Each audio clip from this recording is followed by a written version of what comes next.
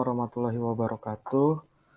Kami dari kelompok 6 ingin mempresentasikan analisis laporan keuangan bab 6, yaitu analisis aktivitas operasi.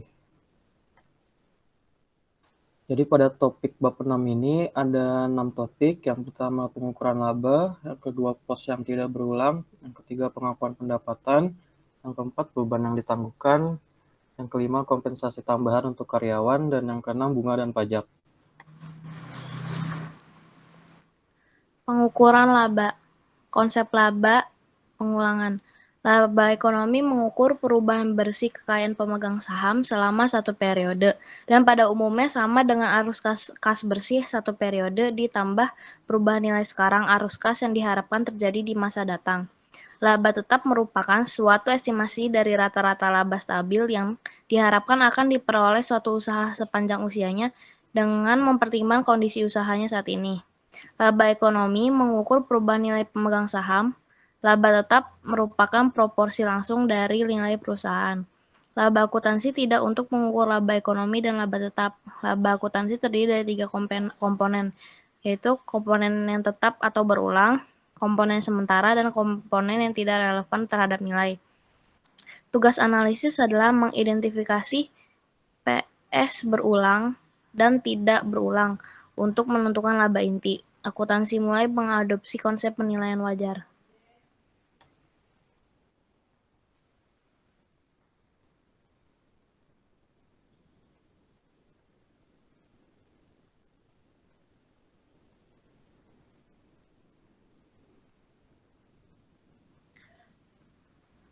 Mengukur laba akuntansi.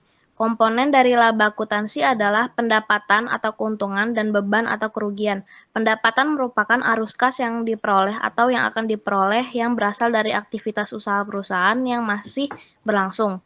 Keuntungan merupakan arus kas masuk yang diperoleh atau akan diperoleh yang berasal dari transaksi dan peristiwa yang tidak berhubungan dengan aktivitas usaha perusahaan yang masih berlangsung. Pendapatan berdasarkan kelangsungan usaha dan keuntungan tidak berulang.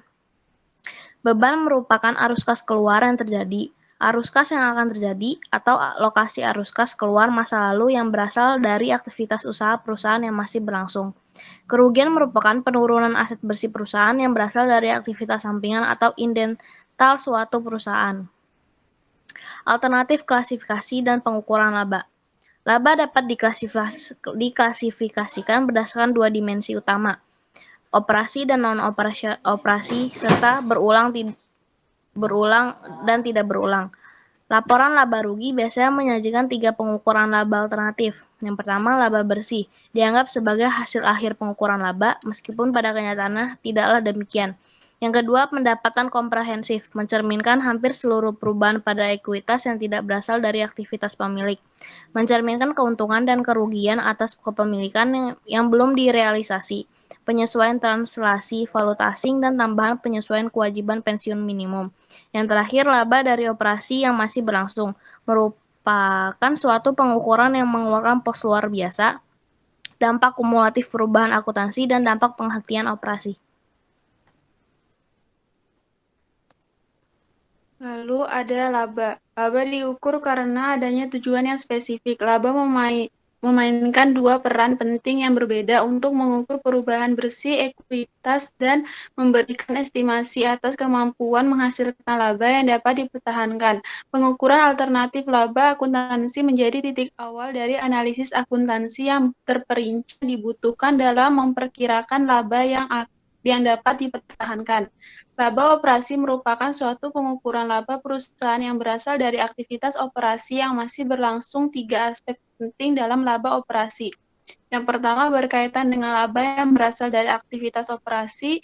Yang kedua, laba operasi berfokus pada laba perusahaan secara keseluruhan dan bukan hanya untuk pemilik utang dan ekuitas. Dan yang ketiga, laba operasi hanya berkaitan dengan aktivitas usaha yang masih berlangsung. Laba non-operasi mencakup seluruh komponen laba yang tidak termasuk dalam laba operasi. Analisis laba operasi untuk memisahkan keputusan investasi. Laba komprehensif mengukur laba ekonomi yang dihitung dengan menyesuaikan laba bersih dengan pos surplus kotor yang jika digabungkan akan menjadi pendapatan komprehensif lainnya. Pendapatan komprehensif lainnya untuk perusahaan terdiri atas 4 komponen, terutama keuntungan atau kerugian kepemilikan yang berasal dari perubahan nilai wajar efek investasi tersedia untuk dijual yang belum direalisasi. Lalu keuntungan dan kerugian transaksi valuta asing, perubahan status pembiayaan kewajiban pensiun yang tidak termasuk dalam laba bersih, dan keuntungan atau kerugian kepemilikan belum direalisasi yang berasal dari bagian efektif lindung nilai arus kas. Jumlah ini dinyatakan setelah pajak. Beberapa analisis berpendapat bahwa seluruh komponen pendapatan komprehensif lainnya tidak relevan karena tidak terus terjadi. Penelitian menunjukkan bahwa satu-satunya komponen pendapatan komprehensif yang relevan untuk penilaian ekuitas adalah keuntungan atau kerugian kepemilikan atas efek yang dapat dijual dan belum direalisasi. Dapat apa sih ini? Balikan lembaga keuangan. Pos tidak berulang. Ada pos luar biasa. Untuk dapat memenuhi persyaratan luar biasa, suatu pos harus memiliki sifat yang tidak lazim dan jarang terjadi. Persyaratan tersebut didefinisikan sebagai berikut. Sifat yang tidak lazim. Suatu peristiwa atau transaksi tidak normal dan tidak berhubungan atau hanya kebetulan berhubungan dengan aktivitas rutin dan umum perusahaan. Yang kedua, jarang terjadi. Suatu peristiwa atau transaksi yang sewajarnya tidak diharapkan akan terjadi dalam jangka pendek.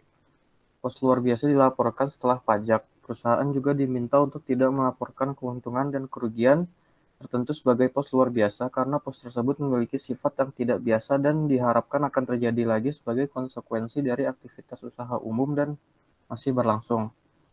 Pos luar biasa bersifat tidak berulang, oleh karena itu seorang analis akan mengeluarkan pos luar biasa ketika menghitung laba tetap. Meskipun pos luar biasa bersifat sementara, pos ini menghasilkan biaya bagi perusahaan. Oleh sebab itu, seorang analis harus memasukkan seluruh jumlah pos luar biasa ketika menghitung laba ekonomi. Pos luar biasa sering bersifat operasional, disertakan dalam perhitungan laba operasi tetapi dikeluarkan saat menghitung laba tetap. Operasi yang dihentikan. Penghentian operasi merupakan komponen laba bersih yang signifikan. Akuntansi dan pelaporan operasi yang dihentikan dilakukan melalui 2 tahap. Pertama, laporan laba rugi tahun berjalan, dan 2 tahun sebelumnya akan disajikan kembali setelah mengeluarkan dampak operasi yang dihentikan dari pos yang menentukan laba dari operasi yang masih berlangsung. Kedua, keuntungan atau kerugian yang berkaitan dengan operasi yang dihentikan dilaporkan secara terpisah, setelah dikurangi pajak dan dikeluarkan dari laba usaha yang masih berlangsung. Laba usaha yang masih berlangsung disebut laba sebelum operasi yang dihentikan jika perusahaan melaporkan operasi yang dihentikan. Seluruh dampak operasi yang dihentikan harus dikeluarkan dari laba berjalan dan masa lalu. Aturan ini berlaku tanpa melihat apakah tujuan analisis adalah menghitung laba ekonomi atau tetap atau menghitung laba operasi dan non-operasi. Penyesuaian bersifat langsung untuk tahun berjalan dan 2 tahun sebelumnya karena perusahaan mewajibkan kembali laporan laba rugi dan melaporkan laba atau rugi operasi yang dihentikan secara terpisah.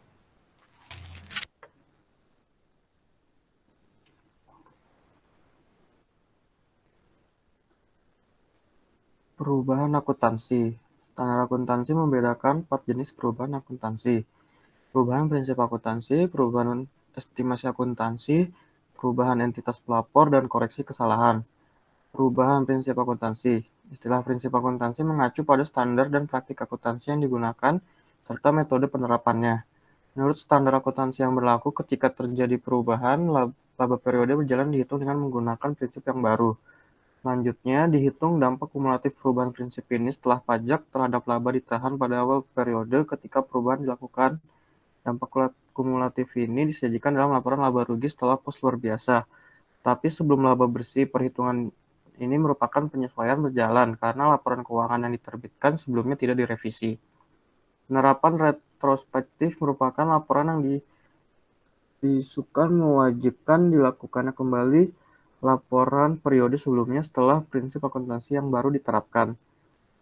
Lalu yang kedua, perubahan estimasi akuntansi. Estimasi akuntansi merupakan perkiraan yang didasarkan pada kondisi masa depan yang tidak diketahui.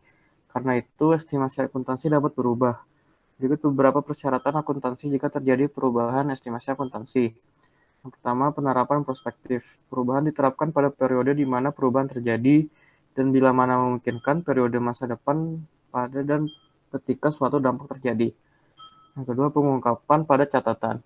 Mengungkapkan dampak perubahan terhadap laba bersih dan laba sebelum pos luar biasa hanya untuk periode berjalan, bahkan meskipun perubahan tersebut mempengaruhi periode mendatang.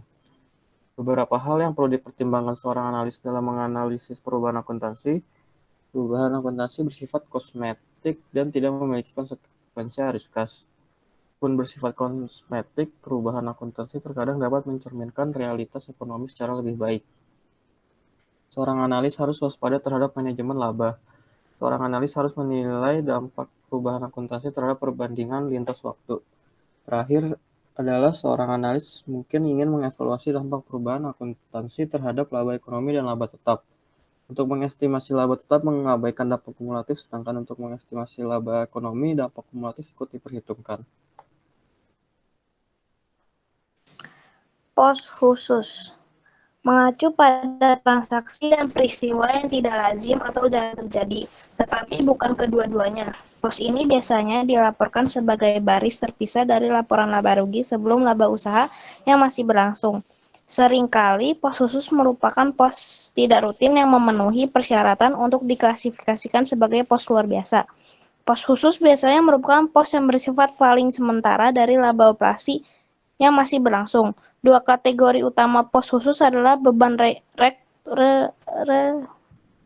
restrukturasi dan penurunan nilai aset jangka panjang. Perbedaan utama keduanya adalah penurunan nilai aset utamanya merupakan penyesuaian akuntansi akrual, sementara beban restrukturisasi seringkali melibatkan komitmen arus kas yang cukup besar, baik yang bersamaan maupun di masa depan. Penurunan nilai aset jangka panjang mengalami penurunan nilai jika nilai wajarnya lebih rendah dibandingkan nilai tercatat. Penurunan aset merupakan produk sampingan konservatisme melaporkan mana yang lebih rendah antara harga perolehan atau pasar. Penurunan nilai aset harus dibedakan antara restrukturisasi maupun pelepasan segmen. Dalam pelepasan segmen, perusahaan menjual satu atau lebih aset atau suatu segmen usaha dan menghentikan operasi aset yang dilepas. Dua prosedur untuk menentukan jumlah penurunan nilai. Penurunan nilai aset kan diakui ketika nilai aset tercatat aset lebih rendah dari taksiran arus kas masa depan aset tersebut yang tidak didiskonto. Lalu nilai kedua dihitung dari selisih nilai buku aset dengan nilai wajarnya, yaitu sebesar taksiran arus kas masa depan aset yang didiskontokan jika nilai wajar aset tidak dapat ditentukan berdasarkan nilai pasar. Beban restrukturisasi berhubungan dengan perubahan besar dalam usaha dan strategi perusahaan. Restrukturisasi biasanya diikuti reorganisasi besar-besaran, termasuk divestasi unit usaha. Pengertian perjanjian kontraktual, pengertian lini produk, perampingan karyawan, perubahan manajerial, dan penghapusan nilai aset yang seringkali bersamaan dengan investasi baru dalam bentuk pabrik, peralatan, dan tenaga kerja. Pos khusus sangat memotivasi adanya manajemen laba. Penting untuk menyelidiki perusahaan yang berulang kali melakukan beban satu kali guna menentukan apakah beban ini sebenarnya merupakan hasil dari strategi manajemen laba. Penting bagi seorang analisis untuk melakukan penyesuaian terhadap beban khusus terhadap laba tetap. Kebanyakan beban khusus ini dan beban operasi yang mencerminkan laba tetap. Pos khusus seperti penurunan nilai persediaan dan aset jangka panjang akan meningkatkan kemampuan neraca untuk mencerminkan realitas usaha dengan melaporkan aset yang mendekati nilai realisasi bersihnya. Ada dua hal yang perlu diperhatikan sebagai beban restrukturisasi. Seringkali berbentuk persediaan. Memunculkan posisi ini dalam neraca disesuaikan untuk tujuan analisis, apakah berdasarkan kelangsungan usaha, apakah untuk menilai likuidasinya. Pengakuan pendapatan. Panduan pengakuan pendapatan. Pendapatan secara praktis didefinisikan sebagai arus masuk atau peningkatan nilai aset suatu perusahaan atau pengurangan kewajiban yang berasal dari aktivitas utama yang masih berlangsung. Keuntungan adalah peningkatan aset bersih yang berasal dari transaksi sampingan perusahaan. Akuntansi menerapkan aturan yang ketat dan konservatif sehubungan dengan pengakuan pendapatan. Umumnya pendapatan diakui jika telah direalisasi atau dapat direalisasi dan telah diperoleh. Perusahaan menyisihkan cadangan piutang ragu-ragu untuk mencerminkan ketidakpastian kemungkinan penagihan piutang dari penjualan kredit. Suatu perusahaan membuat penilaian yang didasarkan pada kondisi yang ada ketika tidak dapat memastikan kemungkinan tertagihnya piutang. Penilaian ini dapat konservatif atau dapat pula gunakan asumsi liberal atau optimis.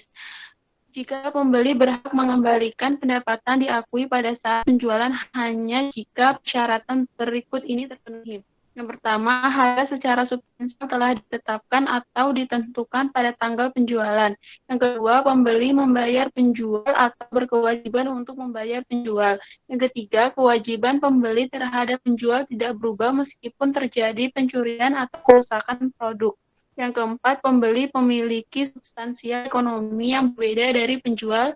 Dan yang kelima, penjual tidak memiliki kewajiban yang signifikan atas kinerja masa depan yang berkaitan. Dan yang ketujuh, pengembalian dapat diestimasikan secara wajar. Standar akuntansi mewajibkan para pemilik waralaba mengakui pendapatan komisi waralaba dari penjualan waralaba pada saat seluruh jasa atau kondisi material yang terkait dengan penjualan sebagian besar telah dilaksanakan atau dipenuhi oleh pemilik waralaba. Perjanjian pembiayaan produk merupakan perjanjian yang melibatkan perpindahan atau akuisisi persediaan oleh sponsor yang pada hakikatnya merupakan salah satu cara untuk membiayai persediaan. Intinya, jika satu pihak yang menanggung resiko dan imbalan kepemilikan memindahkan persediaan kepada pembeli pada saat transaksi yang terkait tujuh membeli kembali produk tersebut pada pihak ketiga, maka itu merupakan perjanjian pembiayaan produk dan dibukukan sesuai dengan transaksi pembiayaan, yaitu persediaan tetap disajikan pada laporan si penjual dan penjual tidak mengakui adanya pendapatan. Akuntansi untuk kontrak konstruksi jangka panjang mewajibkan perusahaan menggunakan metode persentase penyelesaian jika taksiran biaya untuk menyelesaikan suatu kontrak dan perkembangan dalam penyelesaian kontrak dapat diestimasi secara wajar. Dalam kontrak pekerjaan jangka panjang seperti kontrak jaminan produk dan kontrak pemeliharaan ranti lunak, pendapatan seringkali ditagih di muka. Dalam kondisi seperti ini, pendapatan diakui secara proporsional sepanjang keseluruhan periode kontrak. Dasar pemikiran di balik akuntansi adalah meskipun pendapatan yang dapat direalisasi, pendapatan tidak dapat diakui sampai periode kontrak berakhir.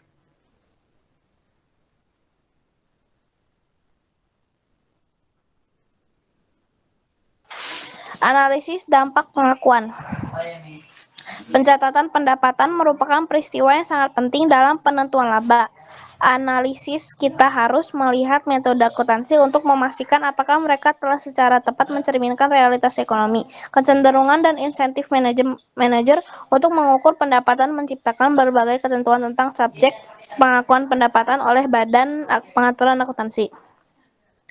Menyadarinya akan adanya masalah pengakuan pendapatan ini, SEC menyatakan keyakinannya bahwa ketidakpastian yang signifikan berhubungan dengan kemampuan penjual untuk merealisasikan penerimaan non-tunai yang berasal dari transaksi.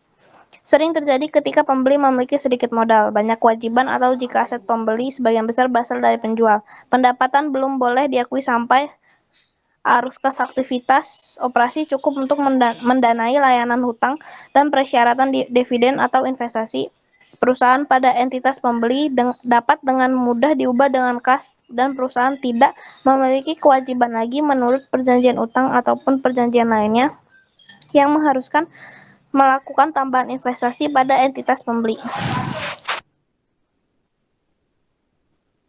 Lalu ada beban yang ditangguhkan. merupakan biaya yang telah terjadi dan ditangguhkan karena diharapkan manfaatnya dapat dirasakan pada periode mendatang. Makin rumit aktivitas usaha, makin besar jumlah dan bentuk beban yang ditangguhkan. Penelitian dan pengembangan. Penelitian bertujuan menemukan sesuatu yang baru dan pengembangan adalah penerjemahan dari penelitian. Akuntansi beban Litbang memiliki beberapa masalah. Alasan dibalik kesulitan dalam akuntansi Litbang meliputi tingginya ketidakpastian manfaat akhir yang diperoleh dari aktivitas Litbang. Seringkali dibutuhkan waktu yang cukup panjang antara dimulainya aktivitas Litbang hingga keberhasilannya dapat ditentukan. Masalah evaluasi yang disebabkan oleh sifat tidak terwujud sebagian besar aktivitas Litbang. Ciri-ciri aktivitas Litbang menimbulkan kesulitan dalam membukukannya. Ketidakpastian manfaat yang membatasi kapitalisasi Litbang. Meskipun demikian, membebankan biaya Litbang akan mengurangi kegunaan laba. Meskipun dengan adanya masalah akuntansi, diasumsikan perusahaan yang melakukan proyek Litbang dengan harapan mendapat pengembalian yang positif cukup beralasan. Perusahaan seringkali memiliki ekspektasi pengembalian tertentu, dan tingkat yang terrealisasi atau tidaknya dapat diawasi dan diperkirakan sesuai perkembangan dari proyek Litbang. Kebijakan penangguhan biaya Litbang memberikan manajemen dan auditor independennya yang secara rutin berhubungan dengan ketidakpastian dan estimasi kesempatan untuk menyampaikan informasi yang berguna tentang pengeluaran Litbang. Beban peranti lunak komputer. Pengembangan peranti lunak komputer merupakan aktivitas khusus yang tidak sesuai dengan pengeluaran aktivitas Litbang normal. Pengembangan peranti lunak untuk tujuan pemasaran merupakan aktivitas berjalan yang langsung mengarah pada pendapatan berjalan atau masa depan. Praktik akuntansi yang berlaku saat ini untuk pengeluaran peranti lunak komputer yang akan dijual, disewakan, atau dipasarkan dengan cara lain mengidentifikasi satu titik yang disebut dengan kelayakan teknologi di mana biaya dikapitalisasi dan dikaitkan dengan pendapatan di masa depan.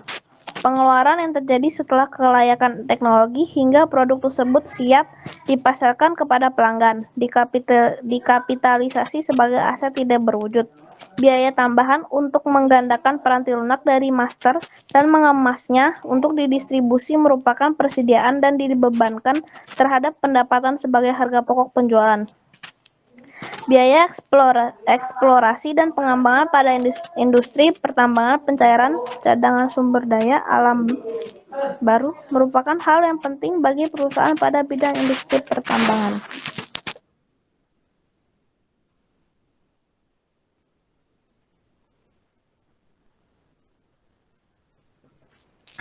Sama halnya dengan aktivitas Litbang, pencarian dan pengembangan sumber daya alam memiliki sifat yang beresiko tinggi. Risiko yang terkait dengan ketidakpastian dan dalam penentuan laba. Ketidakpastian menimbulkan masalah pengukuran dan pengakuan. Akuntansi successful effort untuk perusahaan minyak dan gas bumi. Standar ini meminta biaya eksplorasi kecuali biaya pengeboran sumur eksplorasi. Dikapitalisasi saat terjadi. Biaya-biaya ini dibebankan kemudian jika tidak berhasil atau direklavisasi sebagai aset yang dapat diamortisasi jika terbukti ditemukan cadangan minyak dan gas.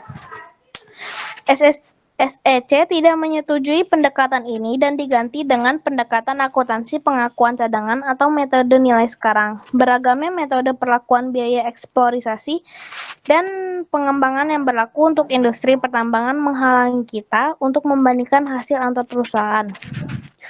Akuntansi pada industri ini akan terus memiliki keberagaman. Dua metode yang digunakan dan variasi metode tersebut dapat memberikan hasil yang sangat jauh berbeda. Banyak analis memilih akuntansi successful effort daripada akuntansi full cost karena lebih baik dalam mengaitkan biaya dengan pendapatan yang lebih konsisten dengan praktik akuntansi yang berlaku saat ini. Kompensasi tambahan untuk karyawan. Tinjauan atau kompensasi karyawan. Beberapa kompensasi beserta akuntansinya diuraikan sebagai berikut. Yang pertama, kontrak kompensasi yang ditangguhkan merupakan janji membayar karyawan di masa mendatang beberapa dengan syarat tertentu. Yang kedua, hak apresiasi saham merupakan hak atau sejumlah saham yang diberikan kepada karyawan, dilakukan metode penyesuaian terhadap beban kompensasi.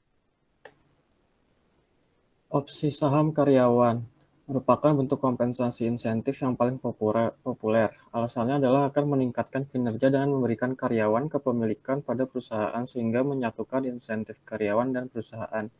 Dipandang karyawan sebagai sarana untuk meraih kekayaan. Meskipun dalam bentuk kompensasi, ia tidak memiliki dampak arus kas langsung, memberikan tunjangan karyawan tanpa perlu mencatat biaya. Opsi saham karyawan merupakan kesempatan kontraktual yang diberikan oleh perusahaan kepada karyawan, di mana karyawan dapat membeli saham perusahaan dalam jumlah tertentu pada harga yang telah ditentukan atau pada setelah satu tanggal tertentu di masa mendatang. Opsi saham karyawan terdiri atas dua kategori besar, insentif dan tanpa kualifikasi. Opsi saham insentif atau menguntungkan dari segi pajak, ia dikenakan pajak sampai saham dijual oleh karyawan. Opsi ini harus diberikan pada nilai pasar wajar dan saham harus dimiliki selama 2 tahun sejak tanggal pembelian dan 1 tahun setelah tanggal eksekusi. Opsi saham kualifikasi tidak memiliki manfaat pajak seperti opsi saham insentif. Opsi ini terkadang diberikan dengan mendapat diskonto dari nilai pasar yang wajar dan karyawan dikenakan pajak pada saat eksekusi dan nilai wajar saham.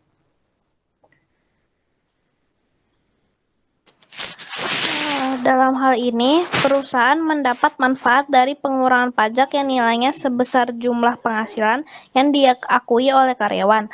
Manfaat utama opsi saham ini adalah potensi kenaikan nilai perusahaan yang berasal dari dampak insentif terhadap perilaku karyawan. Opsi saham ini bertujuan menyamakan insentif karyawan dan perusahaan dengan memberikan kesempatan kepada karyawan untuk ikut berpartisipasi dalam penciptaan kekayaan pemegang saham. Opsi saham juga memungkinkan meningkatkan kecenderungan risiko manajer, yaitu memotivasi manajer untuk mencoba proyek yang lebih beresiko karena manajer dapat memperoleh bagian dari kenaikan potensi keuntungan, sekaligus mendapatkan manfaat perlindungan terhadap penurunan seperti yang ditawarkan opsi saham. Oleh karena itu, opsi saham ini seringkali diberikan kepada para manajer di industri yang membutuhkan inovasi dan sedang berkembang untuk mendorong lebih banyak pengambilan risiko. Manfaat opsi saham karyawan melalui kenaikan motivasi karyawan akan tercermin melalui pos secara tradisional, termasuk dalam laba seperti kenaikan pendapatan dan penurunan biaya. Terdapat dua masalah akuntansi utama yang berhubungan dengan opsi saham. Lalu ada bunga dan pajak. Yang pertama, biaya bunga merupakan kompensasi atas penggunaan uang. Bunga merupakan kelebihan kas yang dibayar atau ditagih atas jumlah uang yang dipinjam atau dipinjamkan. Perhitungan bunga. Beban bunga perusahaan merupakan tingkat nominal yang dibayarkan untuk pendanaan melalui utang, termasuk pada kasus obligasi, amortisasi diskon atau premium. Kesulitan akan timbul saat perusahaan mengeluarkan utang konversi atau utang dengan waran. Situasi ini menimbulkan tingkat nominal yang lebih rendah dari biaya utang sejenis yang tidak memberikan fitur tambahan ini. Kapitalisasi bunga diwajibkan kepada bagian dari biaya aset yang sedang dibangun atau diproduksi untuk digunakan sendiri oleh perusahaan. Tujuan kapitalisasi bunga adalah mengukur biaya akuisisi aset secara lebih akurat, mengamortisasi biaya akuisisi terhadap pendapatan yang diperoleh dari aktivitas tersebut. Lalu ada menganalisis bunga. Beberapa berpendapatan bahwa mengabaikan nilai hak konversi dan menggunakan tingkat bunga obligasi sebagai ukuran bunga akan mengabaikan biaya bunga sesungguhnya. Sedikit berlawan dengan pendapat ini adalah perhitungan laba per lembar saham dilunasi menggunakan jumlah saham yang dapat diterbitkan pada kondisi terjadi konversi atas utang yang dapat dikonversi. Efek ini memberikan beban tambahan pada tingkat bunga melalui dilusi laba per lembar saham.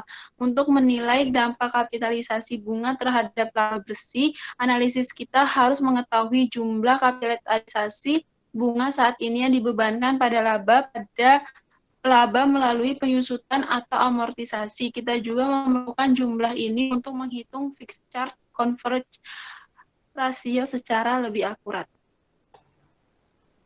Yang kedua, pajak penghasilan. Akuntansi pajak penghasilan. Laba yang dilaporkan dalam laporan keuangan sangat jauh berbeda dari laba kena pajak, yang merupakan laba yang digunakan untuk menghitung kewajiban pajak menurut peraturan pajak. Perbedaan temporer merupakan perbedaan yang bersifat sementara dan diharapkan akan dibalik di masa depan. Perbedaan ini merupakan perbedaan waktu antara akuntansi pajak dan GAAP. Perbedaan tetap merupakan perbedaan yang bersifat tetap. Perbedaan ini terjadi karena peraturan pajak GAAP memiliki perbedaan yang fundamental dalam memperlakukan pos-pos tertentu. Perbedaan temporer dapat menyebabkan laba kena pajak sangat jauh berbeda dari laba sebelum pajak yang dihitung berdasarkan GAAP. Oleh sebab itu, pembebanan kewajiban pajak aktual tahun tersebut dihitung menggunakan laba kena pajak terhadap laba GAAP sebelum pajak melanggar prinsip dasar pengaitan akuntansi dan menghasilkan laba pajak yang tidak stabil, bahkan tidak berarti. Untuk menghindari masalah ini, akuntan menggunakan alokasi antar periode yang dikenal sebagai penyesuaian pajak tangguhan. Dasar penyesuaian pajak tangguhan adalah untuk dapat mengaitkan beban pajak periode dengan laba sebelum pajak yang dilaporkan menurut GAAP secara lebih baik.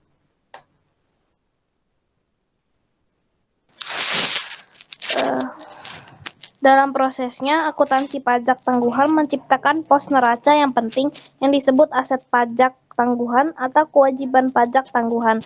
Umumnya, kewajiban atau aset pajak tangguhan menunjukkan yang pertama, kewajiban pajak tangguhan, yaitu laba GAAP lebih tinggi daripada laba kena pajak di masa lalu. Pembayaran pajak di masa lalu relatif lebih rendah sehingga pembayaran pajak di masa depan diperkirakan akan relatif lebih tinggi.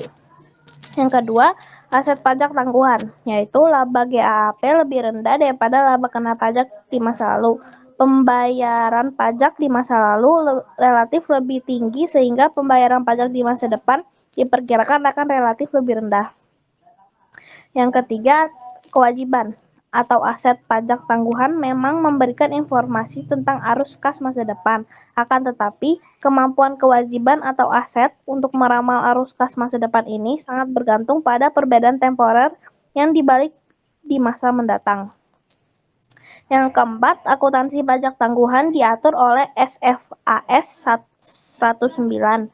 Meskipun tujuan akuntansi pajak tangguhan adalah mengaitkan beban pajak dengan laba GAAP sebelum pajak, akuntansi aset pajak tangguhan mengambil pendekatan aset kewajiban. Pendekatan ini akan menaruh perhatian pada perhitungan pos neraca aset dan kewajiban pajak tangguhan. Lalu masih di pajak penghasilan, ada analisis pajak penghasilan. Aset pajak tangguhan bukanlah aset atau kewajiban, sebenarnya dalam artian mereka tidak memberikan manfaat masa depan atau menimbulkan kewajiban masa depan apapun kepada perusahaan. Oleh sebab itu, analisis mengeluarkan pos ini dari neraca ketika melakukan analisis rasio. Aset atau kewajiban pajak tangguhan mencerminkan potensi arus kas masa depan yang timbul dari pembalikan perbedaan temporer. Namun, pembalikan ini dapat terjadi beberapa tahun kemudian, di mana nilai sekarang dampak arus kas akan jauh lebih kecil daripada yang tercatat pada neraca. Oleh karena itu, beberapa analisis merekomendasikan aset atau kewajiban ini dihitung nilai sekarangnya. Pengungkapan pajak penghasilan berguna dalam peramalan arus kas masa depan. Kita perlu mempertimbangkan perbedaan tetap dan temporer dalam peramalan arus kas. Analisis harus mengevaluasi alasan mengapa tarif pajak efektif berbeda dari tarif pajak wajib dengan melihat komponen yang menyebabkan perbedaan tersebut, khususnya mengidentifikasi komponen tidak berulang yang mempengaruhi tarif pajak untuk sementara waktu. Lalu masih di pajak penghasilan, yaitu manajemen laba dan kualitas laba. Penyisihan penilaian adalah sarana yang populer bagi manajemen laba. Pajak analis membandingkan laba GAAP dan laba kena pajak untuk mengevaluasi kualitas laba. Adanya kewajiban atau aset pajak tangguhan dalam jumlah besar menunjukkan laba GAAP di masa lalu lebih tinggi atau lebih rendah daripada laba kena pajak. Karenanya perusahaan dengan kewajiban aset pajak tangguhan yang tinggi memiliki kemungkinan akan menerapkan praktik akuntansi yang agresif. Latihan chapter 5. Exercise 5.6. Better Company memiliki anak perusahaan asing yang sepenuhnya dimiliki, Homebread Company. Orang tua menggunakan metode tarif saat ini untuk menghitung penyesuaian terjemahan kumulatif. yang dibutuhkan. Jelaskan bagaimana penggunaan metode tarif saat ini memengaruhi masing-masing hal berikut. A. Melaporkan penjualan dan pendapatan Homebright. B. Perhitungan keuntungan dan kerugian translasi. C. Pelaporan keuntungan dan kerugian translasi. Lalu jawaban exercise 56. Yang A, pilihan mata uang fungsional tidak akan membuat perbedaan untuk yang dilaporkan nomor penjualan. Ini karena penjualan diterjemahkan sesuai tarif pada transaksi tanggal atau tarif rata-rata, terlepas dari pilihan mata uang fungsional. Yang B, ketika dolar AS adalah mata uang fungsional perusahaan Battle, beberapa aset dan kewajiban, terutama persediaan dan aset tetap, dijabarkan dengan kurs historis. Aset dan kewajiban moneter dijabarkan dengan nilai tukar saat ini. Ini berarti keuntungan atau kerugian translasi hanya didasarkan pada aset dan kewajiban tersebut yang diterjemahkan dengan kurs saat ini. Ketika mata uang fungsional adalah lokal mata uang Homebright Company, semua aset dan kewajiban dijabarkan saat nilai tukar saat ini, dan saham biasa dan preferen diterjemahkan dengan kurs historis. Keuntungan atau kerugian translasi didasarkan pada investasi bersih dan dalam setiap mata uang lokal. Ketika dolar AS adalah mata uang fungsional, semua keuntungan atau kerugian transaksi adalah termasuk dalam laba bersih yang dilaporkan. Ketika mata uang fungsional adalah lokal mata uang, keuntungan atau kerugian transaksi muncul di neraca sebagai komponen yang terpisah dari ekuitas pemegang saham dalam pendapatan atau kerugian komprehensif. Dengan demikian melewati laporan laba rugi bersih. Selanjutnya problem 56. Supervisor Anda meminta untuk menganalisis potensi pembelian Drew Company oleh perusahaan Anda, yaitu Pearson Inc. Anda diberikan informasi berikut dalam jutaan. Yang dibutuhkan, yang A, siapkan neraca gabungan pro forma menggunakan akuntansi pembelian.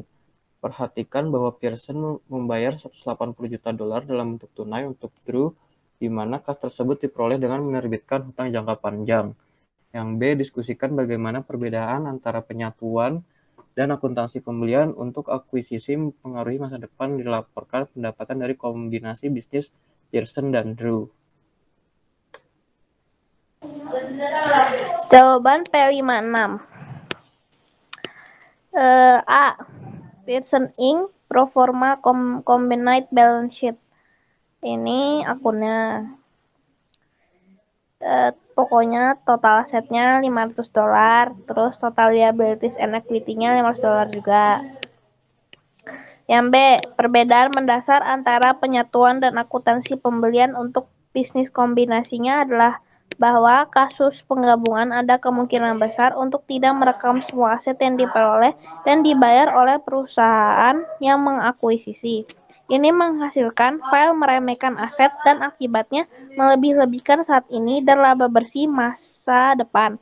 Ini karena perhitungan penggabungan terbatas pada pencatatan saja nilai buku dari aset bersih perusahaan yang diakuisisi, yang belum tentu mencerminkan nilai wajar aset bersih saat ini. Mengingat kecenderungan inflasi yang paling banyak ekonomi, penyatuan cenderungan mengecilkan nilai aset.